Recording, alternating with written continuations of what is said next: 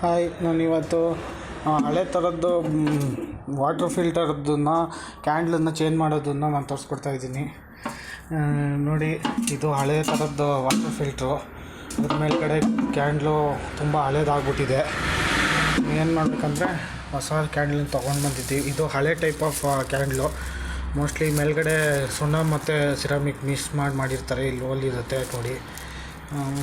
ನಾನು ಇದನ್ನು ತೆಗೆದುಬಿಟ್ಟು ತೋರಿಸ್ತೀನಿ ಹೆಂಗಿರುತ್ತೆ ಅಂತ.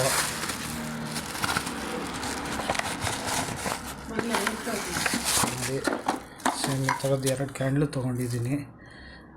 ಇದನ್ನು ತೆಗೆದ್ಬಿಟ್ಟು ಇದೇ ಜಾಗದಲ್ಲಿ ರಿಪ್ಲೇಸ್ ಮಾಡ್ತಾಯಿದ್ದೀನಿ. ತೋರಿಸ್ಕೊಡ್ತೀನಿ ನೋಡಿ.